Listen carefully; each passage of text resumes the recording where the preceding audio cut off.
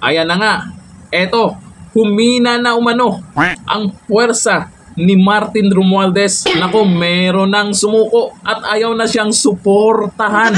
Sino nga ba ito? Ito, ang video.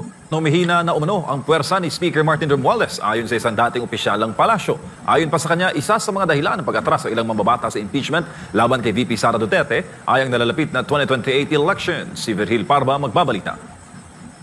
Isa sa mga tahasang tumanggi na suportahan ang kasalukuyang liderato ng Kamara ay si Cebu 5th District Representative at Deputy Speaker of the House, Duke Frasco. Ito ay matapos na kumalat ang manifesto para sa pagpapatibay ng liderato ni Romualdez bilang Speaker ng Kamara. Sa halip na pumirma, tumutol si Frasco. Anya, dismayado siya sa liderato ng Speaker na taliwas umano sa panawagan ng pagkakaisa. Ayon kay Frasco, hindi lang siya ang hindi kontento, maging ang ilang kapwa niya kongresista at constituents ay hindi umano satisfied sa pamumuno ni Romualdez. Sa eksklusibong panayam ng SMN News, sinabi ni former Press Secretary Trixie Cruz Angeles na malinaw na sinyalis ito ng paghina ng puwersa ni Romualdez sa Kamara. At yung paglabas ni Duke Frasco, naging malinaw na wala nang solidity, wala na yung solid na following ni Martin Romualdez in the House. Mayroon na siyang mga filibustero sa 20th Congress. Dagdag pa ng dating opisyal, kahit muling mahalal si Romualdez bilang speaker sa susunod na kongreso, hindi na raw ito magiging madali. Kahit manalo siya, mayroon titindig. O ayan ha, malinaw. May umatras na suportahan si Speaker Martin Romualdez. Ayan, sabi ni Islam Al, naghahanap na naman ng pang-ayuda si Tamba doon na naman sa budget ng San Juanico Bridge.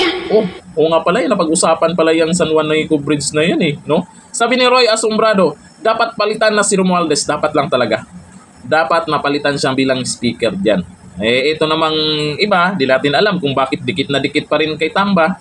Sabi ni Alan Samayla, ambak na mga balimbing. Ibig sabihin yan, ambak o tatawid na sa kabila. Ambak na mga balimbing kasi meron na ngang umayaw. Sabi ni R. Quisada, hindi kasi lahat kayang bilhin ng pera. Sabi ni R. Quisada yan ha. Pera-pera na naman ba? Eto lang ngayon. Nagsisimula pa lang yan. Simula nang may umatras para suportahan si Speaker Martin Romualdez. Sino na naman kaya ang susunod na umayaw na? May rami dyan. Tahimik lang. Kasi siyempre baka naman pag nagsalita sila ay mawala ng budget yung... Siyempre maintindihan po natin yung ibang congressman na ang iniisip nila yung nasasakupan nila.